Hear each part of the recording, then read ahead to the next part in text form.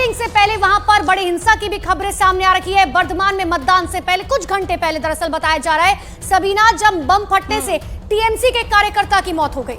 और ये वाकई अपने आप में बेहद दुखद होता है, दर्दनाक होता है। लोकतंत्र का महापर्व और इस तरह की अराजक तस्वीरें जब सामने आती हैं तो यकीनन एक बड़ी सेंध होती है, एक्शन लेना बहुत जरूरी हो जाता है। और बॉम्ब ब्लास्ट में एक टीएमसी कार्यकर्ता को अपनी जान तक गंवानी पड़ी है। बिल्कुल, और देखिए तस्वीरें भी आपको दिखा रहे हैं। बर्धमान जिले के केतु ग्राम दरअसल ये इलाका बताया जा रहा है जहां की ये वारदात है, जहां पर एक शख्स की मौत हो गई, टीएमसी कार्यकर्ता बताया जा रहा है। लेकिन हम लगातार लोगों से इस बात की अपील करते हैं कि आप अपने घरों से बाहर निकले, अपने मत का इस्तेमाल करें। हालांकि बंगाल में पहली बार नहीं है, चाहे विधानसभा से लेकर लोकसभा चुनाव तक की आप बात कर ले, नगर निगम के चुनावों में भी हमने देखा है कि आखिर वहां पर किस तरीके की हिंसा होती है। और इसीलिए इलेक्शन कमीशन के सामने सबसे बड़ी चुनौती यह होती है कि बंगाल में बिना हिंसा हुए किस तरीके से चुनाव कराए जा सके। पश्चिम बंगाल जहां वोटिंग परसेंटेज भले ही बेहतर आए, लेकिन इस बीच जो छुटपुट हिंसा की घटनाएं भी होती हैं वो यकीनन अपने आप में बड़ी सेंध के तौर पर सामने आ जाती है। और खासतौर से जब किसी कार्यकर्ता को इस झड़प में या फिर इस तरह के बॉम्ब ब्लास्ट में अपनी जान गंवानी पड़े।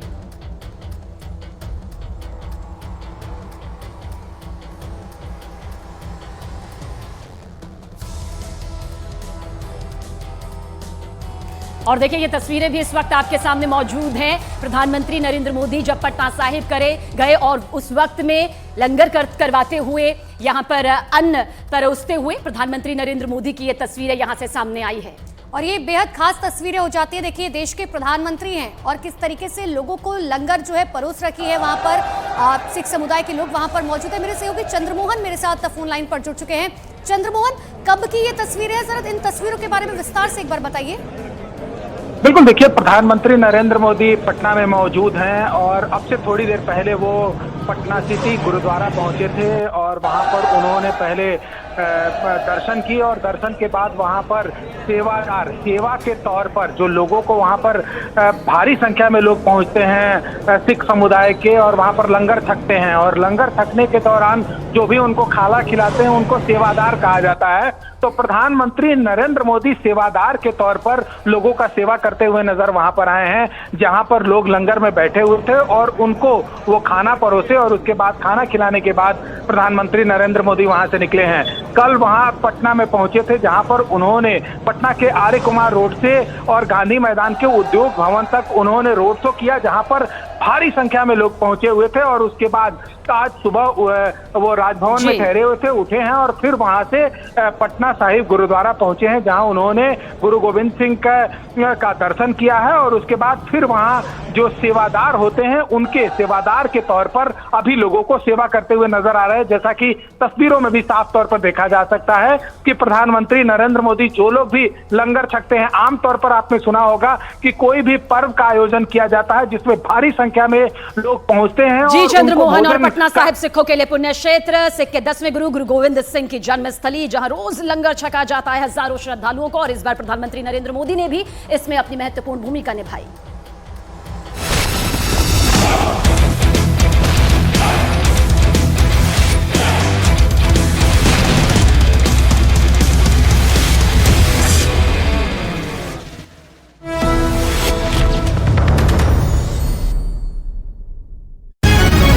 मैं हूं आपके साथ पंकज भार्गव। यह चौथे चरण का मतदान चल रहा है। 7 बजे शुरू हो चुका है मतदान चौथे चरण का, यानी 96 सीटों का। 284 सीटों पर पहले 3 चरण में मतदान हो चुका, 96 पर आज हो जाएगा। कुल मिलाकर आज के बाद हो जाएंगी 380 सीटें, फिर बचेंगे बस 3 चरण और 3 चरण के बाद 4 जून को नतीजे। लेकिन आज 13 मई 2024 को चौथे चरण का बिल्कुल मिड पॉइंट पे पहुंचा हुआ है चुनाव। 13 मई की तारीख याद रखिए पंकज, 20 साल पहले 13 मई 2004 को ही नतीजे आए थे। पहली बार वो ईवीएम के नतीजे थे, पहली बार ईवीएम के नतीजे थे और सरकार को एक झटका लगा था। बिल्कुल, और इस बार 13 मई को चौथे चरण का मतदान हो रहा है, 4 जून को फैसला होगा। इस बीच आपको बड़ी खबर एक और बता दें, प्रधानमंत्री नरेंद्र मोदी का आज वाराणसी दौरा है। आज उनका वहां रोड शो होने वाला है, भव्य तैयारियां हुई हैं। मेगा रोड शो प्रधानमंत्री का है और कल सुबह 11:40 पर प्रधानमंत्री वाराणसी में अपना नॉमिनेशन फाइल करेंगे और इस मेगा शो पर न्यूज 18 इंडिया की सबसे बड़ी कवरेज ग्राउंड से होगी। आपको दिखाएंगे पल पल की खबर वहां से। जी, और ग्राउंड पर हमारे साथी अभी भी मौजूद हैं। वो देखिए कन्नौज में अरुण सिंह दिख रहे हैं मुझे सुब्रत पाठक के साथ। शासन है और कोई भी कभी भी कहीं भी जा सकता है, आ सकता है, कोई किसी को रोक नहीं सकता, किसी को टोक नहीं सकता। नहीं, इस प्रदेश में तो ये होता था कि 25-50 हज़ार रुपए देकर भी किसी की हत्याएं हो जाती थी और आज जानता है कि हम अगर किसी की हत्या करके आएंगे तो हम भी 2 दिन बचने वाले नहीं। तो ये देखो बहुत कुछ है। अरुण वहां मौजूद कन्नौज में, वहां सुब्रत पाठक को इस बार चुनौती दे रहे हैं खुद अखिलेश यादव, समाजवादी पार्टी के अध्यक्ष। पिछली बार डिंपल यादव को सुब्रत पाठक ने हराया था कन्नौज से ही। बिल्कुल, और इस बार मुकाबला उनका अखिलेश यादव से, सुप्रीमो हैं वो समाजवादी। बहरहाल आज की खबर यह है कि लाइनें आज अच्छी खासी सुबह से दिख रही हैं, जगह जगह दिख रही हैं। बेगूसराय में मौजूद है चंद्रमोहन, वो देखिए वहां पर चंद्रमोहन लाइन लग गई है वहां पर काफी। बिल्कुल सीधी तस्वीर आपको दिखाने की कोशिश करेंगे, जहां पर चकिया इलाके में एक स्कूल में देखिए किस तरह से 3 कतारें लगी हुई है और तीनों लंबी लंबी है। बीच में महिलाएं खड़ी हैं तो दूसरी तरफ जो है वो पुरुष खड़े हैं और फिर अगर दूसरे तरफ आप जाएंगे तो एक तरफ देखिए किस तरह से रोक रहा हूं आपको उधर। जगनमोहन रेड्डी वाईएस जगनमोहन रेड्डी कड़पा में वोट देने पहुंचे हैं, कड़पा की लोकसभा सीट, और वहां पर तो विधानसभा के भी चुनाव हो रहे हैं साथ में। बिल्कुल, तो ये बेहद महत्वपूर्ण जगह है और जहां पर इस वक्त देख रहे हैं सीएम जगनमोहन रेड्डी, आंध्र प्रदेश के सीएम पहुंचे हैं अपना मत का प्रयोग करने। और नेता सबसे पहले पहुंचते हैं, ये चुनावों में हम देखते हैं और ये कहीं ना कहीं चूंकि जनता की नुमाइंदगी करते हैं तो ऐसे में वो एक मिसाल भी रखते हैं कि भैया हम वोट करने सुबह सुबह आए, आप भी बढ़ चढ़कर वोटिंग में हिस्सा लें। हमारे साथ हमारे सहयोगी लगातार मौजूद है। अधीर रंजन चौधरी कुछ कह रहे, जरा सुन लेते हैं अगर हिंदी में बात कर रहे हैं। আমাদের কাছে সবথেকে বড় এগুলোকে আমাদের চিন্তা। अधीर रंजन चौधरी का भी आज चुनाव है, जी किशन रेड्डी का भी चुनाव है, देखिए वो भी खुद अभी मतदान देकर आए हैं, उनको भी सुन लेते हैं। अगली बार दुकान में जाना तो टंकी नहीं, वेक्टस मांगो। टंकी मतलब वेक्टस। नामांकन से पहले न्यूज 18 इंडिया पर सुपर एक्सक्लूसिव इंटरव्यू में बोले प्रधानमंत्री नरेंद्र मोदी, इस बार चुनाव में बीजेपी की आंधी चल रही है। मैं देख रहा हूं ये आंधी है, आंधी बड़ी आंधी और 2019 से बड़ी वाली आंधी 400 पार बहुत आराम से देश की जनता करने वाली है। चौथे चरण के लिए 96 सीटों पर सुबह 9 बजे तक 10.35% मतदान। कई दिग्गजों की किस्मत दांव पर। गिरिराज सिंह, असदुद्दीन ओवैसी, माधवी लता ने किया मतदान। चौथे चरण में कश्मीर में भी वोटिंग जारी। पुलवामा और बड़गाम में पोलिंग बूथ पर लंबी लंबी कतारें। श्रीनगर लोकसभा सीट पर वोटिंग जारी। मतदान से पहले पश्चिम बंगाल में हिंसा, बर्धमान में बम धमाका, टीएमसी कार्यकर्ता की मौत। आसनसोल और बीरभूम में तोड़फोड़ और मारपीट। अगली बार दुकान में जाना तो टंकी नहीं, वेक्टस मांगो। टंकी मतलब वेक्टस।